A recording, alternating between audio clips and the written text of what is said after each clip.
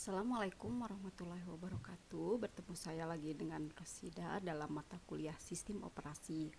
Pada kesempatan kali ini kita masih membahas tentang manajemen proses ya, di mana manajemen proses tersebut ada beberapa tugas utama yang kemarin kita menerangkan tentang siklus proses ya, atau mengelola siklus proses, dan sekarang adalah penjadwalan proses. Nah, konsep dasar dari penjadwalan proses itu di mana penjadwalan CPU itu umumnya merupakan sistem multiprogramming, di mana multiprogramming itu mempunyai kemampuan untuk menjalankan beberapa proses dalam suatu waktu ya. Jadi konsepnya adalah di mana nanti suatu proses akan menggunakan CPU atau prosesor sampai proses itu berstatus wait ya. Misalnya meminta input atau output ya, atau meminta selesainya proses. Nah, pada saat wait maka prosesor akan menganggur ya. Nanti untuk mengatasi hal tersebut maka prosesor dialihkan ke proses lain pada saat suatu sedang dalam keadaan wait. Nah, itu demikian seterusnya ya. Nah, definisi dari penjadwalan proses, di mana penjadwalan proses itu merupakan kumpulan kebijaksanaan atau mekanisme sistem operasi yang mengatur urutan dan jangka waktu eksekusi proses yang aktif. Jadi selain sistem operasi itu mengelola siklus hidup daripada proses, nah sistem operasi di sini juga bertanggung jawab dalam hal penjadwalan proses ya. Jadi bertanggung jawab dalam melakukan penjadwalan proses. Nah, di sini ada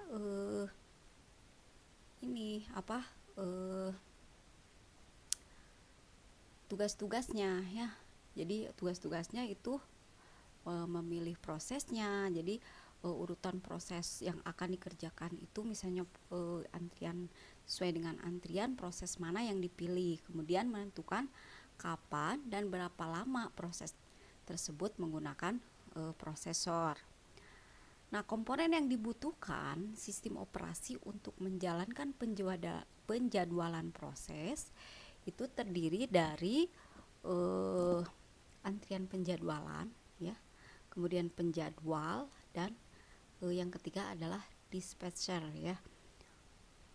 Di sini untuk yang pertama itu antrian penjadwalan itu meliputi antrian yang berisi proses-proses yang siap dieksekusi. Kemudian antrian juga untuk proses yang menunggu layanan operasi dari suatu perangkat input atau output, juga berisi job queue yang berisi semua proses dalam sistem. Jadi berisi antrian yang berisi semua proses di dalam sistem. Yang kedua adalah penjadwal. Nah, penjadwal itu berupa rutin program dengan algoritma tertentu yang menyeleksi proses mana yang akan dieksekusi oleh prosesor. Nah, di sini penjadwalan itu ada beberapa jenis ya. Jadi yang pertama adalah penjadwalan jangka pendek atau short term scheduler, bertugas untuk menyeleksi proses mana yang akan dijalankan di antara proses-proses yang ada di antrian ready. Jadi proses yang siap dieksekusi itu apa ya? Di sini pada antrian ready itu proses itu siap dieksekusi tapi prosesor belum memprosesnya ya. Kemudian ada penjadwalan jangka menengah. Nah, jika ruang memori utama tidak cukup untuk proses yang akan dieksekusi, maka sistem operasi nanti akan melakukan swapping atau memindahkan proses lain dari memori utama ke memori virtual yang ada pada memori sekunder atau seperti hard disk ya. Itu proses yang berstatus sedang menunggu event atau selesainya suatu operasi input atau output. Jika event yang ditunggu sudah selesai, maka proses yang di swapping nanti akan kembali lagi ke memori utama. Nah, penjadwalan ini tugasnya menyeleksi proses mana yang akan diswap dan menyeleksi proses mana yang akan dikembalikan ke memori utama. Nah, yang ketiga itu jenis-jenis dari penjadwalan itu adalah penjadwalan jangka panjang. Nanti ini fungsinya menyeleksi proses mana yang akan dialokasikan ke memori utama dan disisipkan pada antrian ready. Yang ketiga ada dispenser. Jadi jenis-jenis penjadwalan proses itu ada dispenser ya. Jadi berfungsi melakukan pengalihan eksekusi dari proses running ke proses yang terseleksi. Nah, ini dilakukan oleh penjadwalan jangka pendek. Nanti ini memindahkan isi register prosesor, kemudian konteks prosesor ke program kontrol blok proses yang dihentikan. Kemudian nanti diubah statusnya menjadi status ready. Kemudian nanti mendahulukan isi register prosesor menggunakan konteks prosesor yang tersimpan di dalam program kontrol blok proses yang terpilih. Nah, durasi waktu yang diperlukan untuk pengalihan ini disebut dengan dispatch latensi ya. Nah, di sini ada beberapa kriteria penjadwalan proses, di mana yang pertama adalah keadilan. Proses-proses yang harus diperlukan jadi ini ya, proses keadilan ini proses-proses yang harus diperlakukan sama. Jadi setiap proses itu nanti mendapatkan jatah pemrosesan yang sama. Nah, ini perlu dipastikan ini tidak akan terjadi starvation, yaitu terdapat proses yang tidak terlayani dalam jangka waktu yang lama. Kemudian ada yang kedua ada efisiensi ya. Jadi kriteria penjadwalan proses itu adalah efisiensi. Penjadwalan menjaga agar prosesor terpaksa terus-menerus selama masih ada proses yang aktif di antrian ready. Nah, umumnya proses-proses yang sedang menunggu inputan pengguna atau proses input atau output yang akan diblok dan berstatus blok sehingga tidak ikut dalam penjadwalan proses dan tidak memboroskan siklus hidup proses. Nah, ini yang berstatus blok di sini adalah proses yang menunggu kejadian itu selesai ya. Nah, yang ketiga ada waktu tanggap atau disebut juga dengan response time ya. Ini diusahakan seminim atau sependek mungkin ya. Di mana waktu tanggap itu adalah durasi waktu antara pengguna nanti memberikan input kepada sistem operasi, nanti sistem operasi memberikan output atau umpan balik ke pengguna. Nah, ini ya di sini ada umpan balik ya. Nah, di sini ada kriteria penjadwalan selanjutnya ada waiting time ya. Waiting time itu merupakan durasi waktu yang dihabiskan suatu proses dalam antrian ready selama siklus hidup proses. Nah, di mana algoritma penjadwalan yang baik nanti harus menghasilkan rata-rata waiting time yang kecil untuk seluruh prosesnya ya. Kemudian kriteria penjadwalan proses selanjutnya itu ada turnaround time. Ini adalah merupakan durasi waktu dari saat suatu proses mulai aktif dalam sistem sampai proses tersebut selesai. Nah, ini merupakan hasil penjumlahan antara durasi eksekusi proses dengan durasi proses menunggu di antrian serta durasi proses blok ya. Kemudian ada throughput. Throughput ini merupakan rata-rata proses yang dapat diselesaikan per satuan waktu. Nah, di algoritma penjadwalan yang baik ini harus mempunyai throughput yang tinggi. Strategi dasar penjadwalan proses itu ada dua ya, ada penjadwalan non preemptif, ada penjadwalan preemptif. Di sini ada penjadwalan non preemptif itu Nah, ketika proses telah berjalan, maka sistem operasi maupun proses lain tidak dapat mengalih eksekusi prosesor. Nah, pengalihan dapat terjadi jika proses yang running atau siap dieksekusi atau running yang sedang dijalankan ya, itu sudah selesai. Nah, strategi ini dirasa cukup berbahaya karena jika proses yang sedang berjalan itu mengalami kegagalan atau hambatan, maka sistem operasi yang lain tidak bisa dieksekusi dikarenakan sistem operasi tidak bisa berfungsi. Nah, ini umumnya biasa terjadi pada sistem batch ya.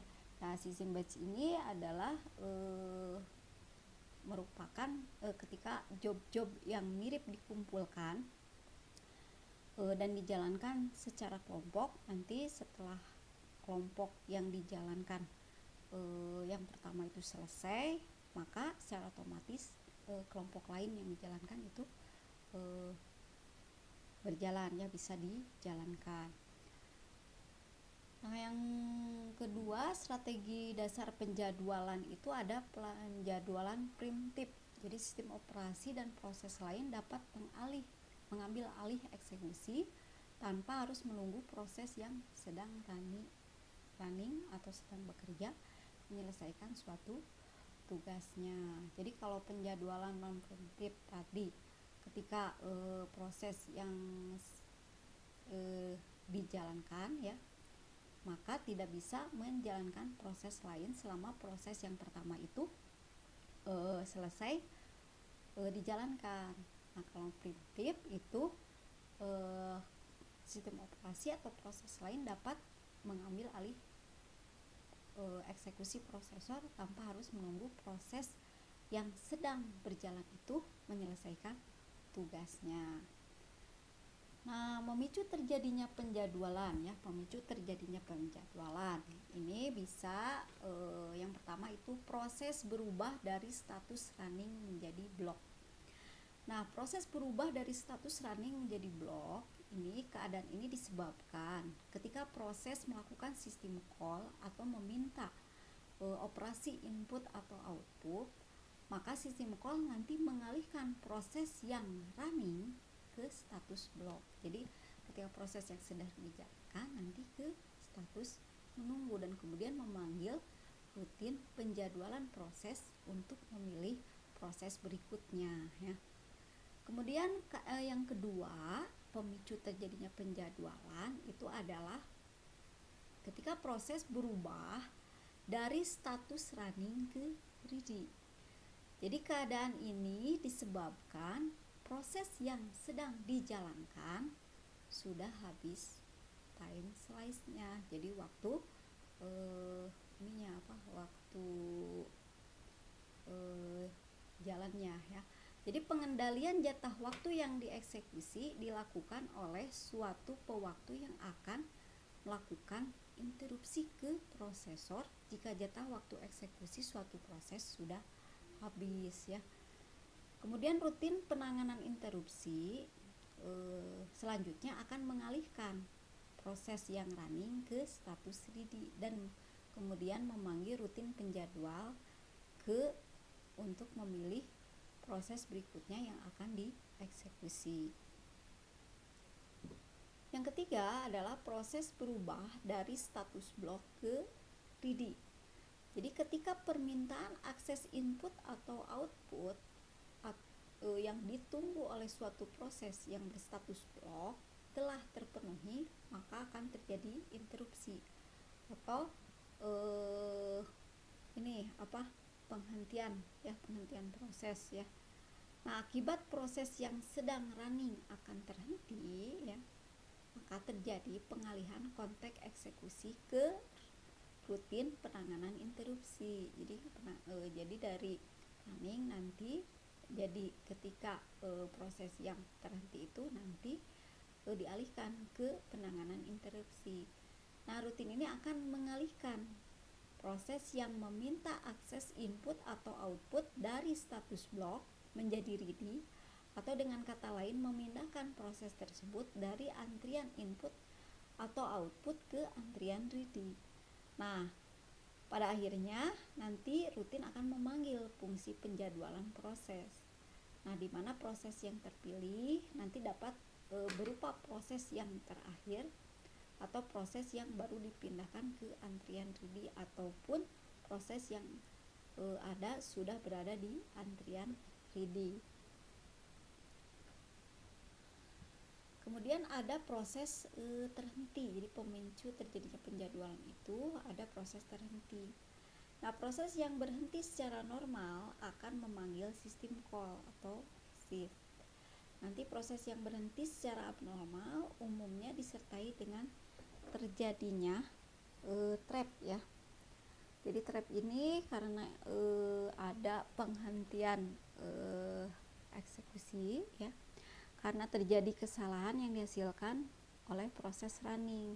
Nah, jika fatal nanti dialihkan ke proses lain ya. Misalnya ketika mengakses ya, kejadian abnormal ini ketika misalnya mengakses file, maka terjadi illegal file ya.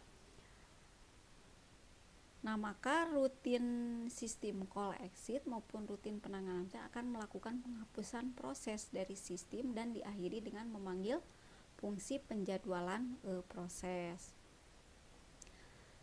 Nah, ini ada algoritma penjadwalan ya. Algoritma penjadwalan ini terdiri dari yang pertama adalah first come first serve. Jadi first in first out ya. Ada FJFS, FI, FO ya. Ini merupakan algoritma penjadwalan non preemptive ya. Jadi tidak berprioritas ya. Jadi jika proses telah berjalan, maka proses lain ini tidak bisa mengambil alih sampai proses tersebut selesai. Nah, jadi setiap proses nanti diberi jatah waktu eksekusi berdasarkan urutan waktu kedatangannya. Nah, proses yang pertama kali meminta jatah waktu untuk menggunakan prosesor nanti akan dilayani terlebih dahulu. Nah, ini metode ini sangat sederhana, mudah diimplementasikan, tetapi mempunyai beberapa kelemahan ya kan. Ini mengakibatkan pembengkakan rata-rata waiting time ya. Jika proses yang dilayani terlebih dahulu ini membutuhkan waktu proses yang sangat lama ya. Nah, ini misalnya di sini ada 3 proses P1, P2, P3 yang sedang menunggu dijadwalkan dengan prediksi burst time atau waktu eksekusi secara berturut-turut. Ini diasumsikan ketiga proses masuk pada saat hampir yang bersamaan, yaitu di detik ke 0. Ini ada proses 1 24 detik ya, P2 3 detik, P3 di 3 detik. Nah, ini ada gancatnya. Jadi gancat ini berada di 0 ya. Jadi masuk pada detik ke 0. Itu ada P1 karena P1 masuk ke antrian pertama ya. Ini sebanyak 24 detik. Jadi kita buat gancatnya selama 24 ya, 24 detik. Nanti disusul oleh antrian proses kedua. Antrian proses kedua ini selama 3 detik. Jadi ini 24 ditambah 3 menjadi 27 untuk P2 ya. Kemudian datang lagi proses ketiga, antrian proses ketiga selama 3 detik. Ini berarti 27 ditambah 3 menjadi 30. Nah, di sini waktu tunggu atau waiting time yang diberikan tiap-tiap proses itu terlihat di tabel sebagai berikut. Ini P1 0. Ini diambil dari sini ya. Jadi waktu tunggunya tidak ada ya karena dia masuk di antrian pertama, jadi 0 ya. Waktu tunggunya 0. Kemudian nanti P2, ini P2 waktu waiting time-nya ini berada di 24 ya. Jadi ini kan sebelum proses kedua, ini ada proses ke-1 selama 24 detik ya. Jadi ini P2 ada 24 detik. Kemudian P3 ada di waiting time-nya 27. Ini diambil dari sini ya. Jadi untuk proses P3 ini menunggu waktu P1 dulu selesai, kemudian P2 selesai di detik 27. Nah, jadi ini rata-rata waiting time-nya adalah 0 ditambah 24 ditambah 27 dibagi 3 proses ya, 1, 2, 3, jadi dibagi 3 proses, ini adalah 17 milisecond ya, atau 17 detik. Tapi hal ini akan sangat berbeda ya jika urutan kedatangan prosesnya itu berbeda dari kasus yang tadi.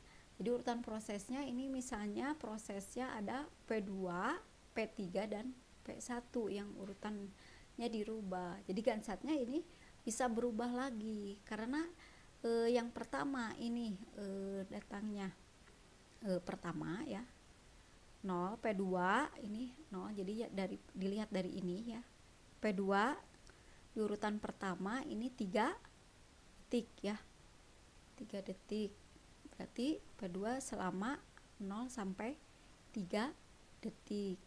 Kemudian yang kedua, urutan keduanya adalah P3, ini P3 juga sama ya, selama waktu eksekusinya itu 3 detik ya, 3 detik, jadi kita masukkan ini 3 ditambah 3 menjadi 6 ya. Nah terus udah P3 selesai, berarti masuk ke proses P1 karena di urutan ketiga adalah P1 ya. Ini lihat dari sini ada 24 ya, berarti masuk ke setelah proses P3 masuk ke P1, berarti 6 ditambah 24 ya, 24 diambil dari sini ya, P1 24, jadi 6 ditambah 24 menjadi 30 detik. Jadi waktu tunggu untuk tiap-tiap proses juga ini berubah. Jadi P2 berada waiting time-nya 0 karena tidak ada waktu tunggunya ya, dia proses pertama. Kemudian yang P3 ini waiting time-nya 3 detik, jadi untuk menunggu proses P3 ini harus menunggu 3 detik.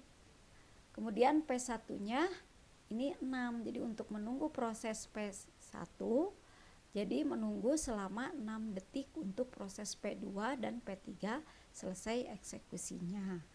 Jadi ini rata-rata waiting time-nya sebesar 0 ditambah 3 ditambah 6 dibagi 3 sama dengan 3 milisecond atau 3 detik ya. Itu untuk first in first out ya. Yang kedua, algoritma penjadwalan proses itu adalah short job scheduler ya. Di sini merupakan masuk ke penjadwalan non preemptive sama ya. Jadi penjadwalan preemptive jika proses pertama berjalan, maka proses lain tidak bisa dijalankan, ini tidak berprioritas. Nah, penjadwalan ini nanti mengasumsikan waktu running proses diketahui, proses dengan waktu burst time paling pendek ini akan dijadwalkan terlebih dahulu. Jadi ketika waktu eksekusinya paling pendek, nanti ini dijadwalkan terlebih dahulu, itu bedanya ya. Nanti dieksekusi sampai selesai. Ini ada contoh ya, misalnya ada 4 proses. Ada P1, P2, P3, dan P4 yang meminta layanan prosesor. Ini sebesar waktu eksekusinya ada 6 detik, P2 8 detik, P3 7 detik, P4 3 detik. Nah, kita buat Gantt-nya ya. Jadi kedatangan yang pertama ini kita lihat waktu yang terpendek dulu. Oh, ini yang P4 adalah 3 detik. Berarti kita masukkan P4 terlebih dahulu selama 3 detik. Kemudian ada P1. P1 ini udah 3 kan 6 ya. Urutan kedua adalah P1 selama 6 detik. Berarti ini 3 ditambah 6 sama dengan 9 ya. Kemudian urutan ketiga adalah proses ketiga ini adalah selama 7 detik, berarti 9 ditambah 7 sama dengan 16. Kemudian yang terakhir adalah P2. P2 berarti 16 ditambah 8 sama dengan 24. Nah, di sini ada waktu tunggu untuk tiap proses yang terdapat dalam tabel berikut. Ini adalah kita lihat P1 itu berapa ya, sama P1 berarti ada di 3 detik waktu tunggunya selama 3 detik ya. Kemudian ada P2, waktu tunggunya selama 16 detik. Kemudian P3, waktu tunggunya ini 9 detik ya. Kemudian ada P4. P4 ini karena tidak ada waktu tunggu, berarti waiting time-nya tidak ada. Sehingga rata-rata waiting time-nya ini 3 ditambah 16 ditambah 9 ditambah 0 dibagi 4. 4 di sini adalah karena ada 4 proses ya. 1, 2, 3, 4. Jadi rata-rata waiting time-nya sebanyak 7 milisecond atau 7 detik ya. Kemudian di sini ada kasus lagi ya, ada 4 proses P1, P2, P3, P4 yang menunggu penjadwalan prosesor. Nah, di sini waktu kedatangannya diketahui ya. Ada P1 di detik ke-0, P2 kedatangannya di detik kedua, P3 kedatangannya di detik keempat, P4 kedatangannya di detik ke-5. Nah, ini waktu eksekusinya. P1 7, P2 4, P3 1 dan P4. Nah, ini gancatnya karena ini yang pertama ini P1 ya 0. Berarti ini dijalankan selama 7 detik. Nah, ini ya 7 detik. Kemudian kita lihat lagi. Oh, waktu yang terpendek ini adalah 1 ya. Waktu yang terpendek adalah 1, berarti proses yang ketiga ini dijalankan selama 1 detik. Jadi 7 ditambah 1 sama dengan 8 detik. Kemudian kita lihat lagi di sini ada 4 sama ya. Proses kedua itu ada 4, proses keempat ada 4. Nah, di sini ini apa? Proses mana yang didahulukan? Jadi lihat waktu kedatangannya. Oh, di sini ada P2, kemudian ada P4. Ini P2 dijalankan ya. Jadi P2 dijalankan terlebih dahulu. Ini 8 ditambah 4 sama dengan 12 ya. Kemudian yang terakhir adalah P4 dijalankan ya. 12 ditambah 4 adalah 16. Ya, waktu tunggu untuk tiap proses ini bisa dihitung ya, ada P1, P2, P3 dan P4 di sini ya. Untuk proses P1 berarti waktu kedatangannya di 0, jadi tidak ada waktu tunggu ya. Berarti kita tulis 0 di sini. Kemudian P2 ini lihat ini menunggu selama 8 detik di proses P1 sama P3. Tapi dikarenakan di sini waktu kedatangannya di 2 detik, berarti dikurangi 2. Jadi yang 8 ini dikurangi yang 2 ini, jadi 6 ya. Kemudian proses P3 ini ada 7 di 7 detik. 7 detik 7 dikurang karena waktu kedatangannya adalah di 4 detik. Berarti 7 dikurangi 4 sama dengan 3 detik. Kemudian di proses P4 ini 12 ya. Waiting time-nya 12 karena waktu kedatangannya di 5 detik, berarti 12 dikurangi 5 sama dengan 7. Jadi rata-rata waiting time untuk proses ini berarti 0 ditambah 6 ditambah 3 ditambah 7 dibagi 4 proses. 4 proses ini diambil dari sini ya, 1, 2, 3, 4 dibagi 4 sama dengan 4 milisecond atau 4 detik. Penjadwalan yang ketiga adalah round robin. Nah, ini termasuk pada penjadwalan preemptif tanpa prioritas. Jadi di mana proses lain ini bisa mengambil alih ya tanpa harus menunggu proses yang sedang berjalan itu berhenti ya. Nanti proses atau berhenti selesai ya. Kemudian proses ini berdasarkan lama waktu berjalannya proses. Nah, semua proses nanti diberi jatah waktu. Kalau di dalam round robin ini sistem operasi nanti membeli jatah waktu pemakaian prosesornya atau disebut dengan time slice ya. Waktu pemrosesannya atau waktu pemakaiannya atau disebut dengan kuantum ya. Nah, ketentuannya, jika kuantum habis dan proses belum selesai, maka proses akan dialihkan ke status menjadi ready dan penjadwal akan dijalankan untuk memilih proses lain untuk dieksekusi. Kemudian jika kuantum belum habis dan proses sedang menunggu suatu event atau operasi input output, maka status proses menjadi block atau menunggu dan penjadwal akan dijalankan untuk memilih proses lain untuk dieksekusi. Kemudian jika kuantum belum habis tetapi proses telah selesai, maka proses diakhiri dan penjadwal akan dijalankan untuk memilih proses lain untuk dieksekusi. Nah, di sini ada contoh kasusnya ya. Misalnya ada 3 proses, ini ada P1, P2, P3 yang meminta pelayanan prosesor dengan asumsi quantum time 4 detik ya. Jadi ini ada P1, P2, P3, 24, 3, P2, 3, P3, 3. Ini ada gancatnya ya. Jadi karena quantum time itu diberi jatah 4 ya. Jadi 0 P1 kan 24 ya. 0 dijalankan dulu selama 4 detik.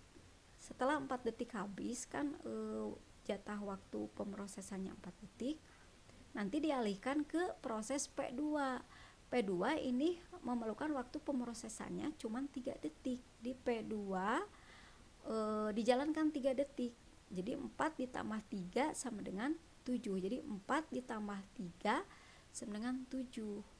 Nah, berarti ini proses sudah selesai ya, karena ini cuma 3 detik. Jadi jatah waktunya 4 detik, ini 3 detik, berarti proses sudah selesai dan tidak akan diproses kembali ya, karena sudah selesai. Kemudian masuk ke antrian ketiga, ada P3. P3 ini juga membutuhkan waktu pemrosesan selama 3 detik. Nah, berarti 7 ditambah 3 adalah 10 detik. Nah, di sini juga untuk proses P3 berarti tidak ada eksekusi lain. Jadi proses sudah selesai. Nah, masuk lagi ke antrian P1. Nah, P1 setelah dijalankan selama 4 detik ya. Kemudian ini kan tadi 24 dikurangi 4 jadi 20. 20 kurangi 4 berarti ada sisa 16. Maka jalankan lagi selama 4 detik. Nanti 16 ini ditambah 4 berarti jadi 18. Nah, di sini kan tadi 16 ya, masih sisa 16 kurangi 4 sama dengan 12 ya. Berarti 12 dijalankan lagi selama 4 detik. Berarti 18 tambah 22 jadi 18 ditambah 4 menjadi 22 ya. Nah, ini nanti yang 12 tadi dikurangi lagi menjadi 4 detik. 12 kurangi 4 berarti 8 ya. Kemudian 22 kurangi 4 jadi 26 ya. Tadi 8 dikurangi 4. Ini ya 22 ditambah 4 ya. 4 ya dari sini ya. Jatah pemrosesannya 22 ditambah 4 menjadi 26. Tadi yang 8 sisanya kan 8 detik. 8 detik kurangi 4 jadi sisanya menjadi 4 detik. Nah, dijalankan lagi selama 4 detik. 26 ditambah 4 jadi 30 detik. Tadi kan ada sisanya 4 di sini di proses P1, 4 dikurangi 4 jadi 0 ya. Jadi selesai ya. Jadi pemrosesan berhenti di detik ke 30. Nah, waktu tunggu tiap-tiap proses ada P1 ini ya. P1 lihat ini 0 ya. Kemudian ada di 10 juga ya. Nah, 10 kurangi ini berakhirnya proses P1 yang pertama ini 4. Jadi 10 kurangi 4 adalah 16. Jadi untuk di sini ya, ini 0, kemudian ini lihat 10 ya. 0 ditambah 10 yang ini dikurangi ini ya. Proses yang pertama berakhir di detik keempat kurangi 4 sama dengan 6. Kemudian untuk proses P2 ini ada waiting time-nya di 4 ya. Untuk proses P3 waiting time-nya di 7. Jadi rata-rata waiting time-nya berarti 6 ditambah 4 ditambah 7 dibagi 3 proses yang ini 1, 2, 3 jadi 5,66 detik. Nah, ini ada kasus yang lain ya, dimana quantum time-nya 2 detik. Ini ada 6 proses di sini, ada P1, P2, P3, P4, P5 dan P6 yang meminta layanan prosesor.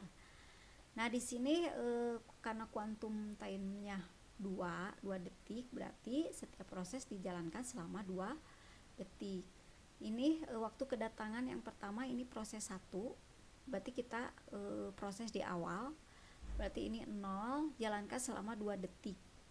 Kemudian yang kedua, antrian yang kedua adalah proses kedua, ini dijalankan selama 2 detik.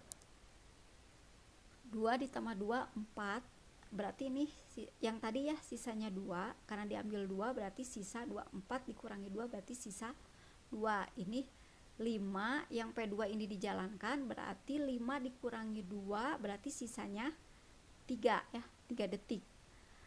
Masuk lagi ke proses 3 di antrian ketiga, ini selama 2 detik, berarti P3 2 detik ya. Berarti karena P3 tidak ada sisa waktu, berarti tidak ada proses lain ya, atau proses selesai. Nah, dari P3 karena ini ya, masuk lagi ke antrian yang P1. Jadi ini masuk tapi belum diproses, jadi memproses P1 dulu. P1 dulu berarti diproses ya, karena ini tadi sisanya 2, diproses selama 2 detik, berarti setelah diproses sisanya 0, berarti selesai ya, proses selesai ya di sini P1. Nah, beralih lagi, tadi kan antriannya sudah daftar yang P4 di waktu kedatangan ketiga, berarti dieksekusi P4 ya, P4 selama 1 detik. 1 detik berarti 8 ditambah 1 sama dengan 9. Karena ini 1 detik berarti proses sudah selesai ya. Proses sudah selesai ya di sini. Berarti untuk P3 dan P4 tidak ada pemrosesan lagi atau proses sudah selesai dikerjakan. Nah, masuk ke P5 ya, proses ke-5. Datang proses ke-5. Berarti jalankan selama 2 detik, berarti ada sisa 4 ya. Proses ke-5. Nah, ini sebenarnya kenapa tidak langsung ke P6? Karena ini P6 nanti P4 sedang dijalankan. Nah, ini datangnya di detik ke-6, sedangkan ini di detik ke-4, berarti langsung masuk ke P2. P2 tadi kan sisanya 1 ya. sisanya 3 ya.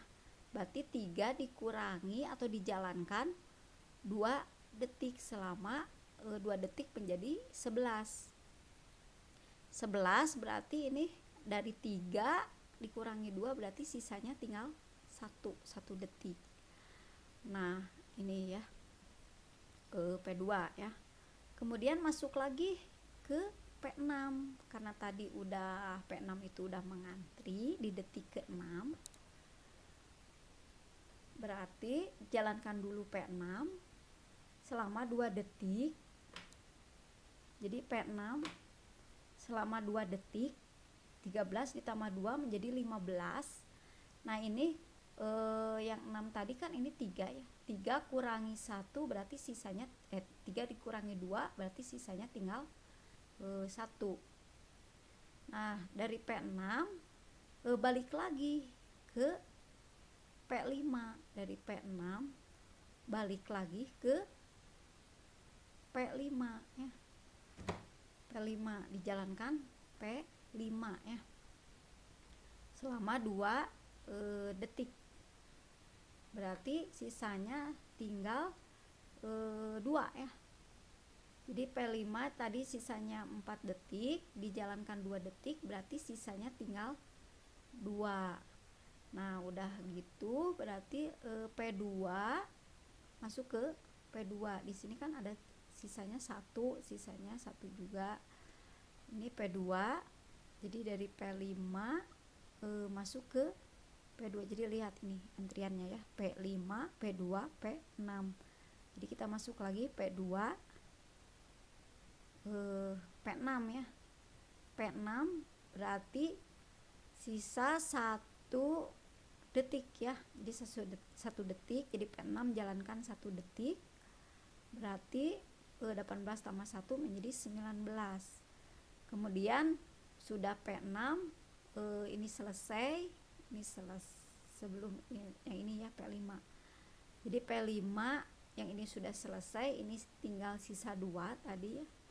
2 berarti dijalankan selama 2 detik. 19 tambah 2 berarti 21 ya. 21 berarti sisanya 2 dikurangi 2 berarti 0, berarti eksekusi selesai. Jadi proses-proses ini berakhir di 21 ya, berakhir di 21 detik. Nah, waktu tunggu untuk tiap proses ini ada P1, P2, P3, P4, P5 dan P6. Ini waktu selesainya dilihat di sini ya. P1 ini ada di 8 detik waktu selesainya. P2 ada di 18 detik. P3 ada di 6 detik. P4 ada di 9 detik. P5 ada di 21 detik. Dan P6 ada di 19 detik. Nah, ini total rival time ya. Jadi ini adalah total rival time itu waktu selesai dikurangi rival time ya. Jadi ini waktu selesainya kita masukin 8. Rival time-nya tadi lihat rival time-nya adalah 0 ya. Berarti 8 kurangi 0 sama dengan 8. Nah, ini P2 ada 18. Nah, rival time-nya 18 kurangi 1. Berarti ini ya, yang 1 ini.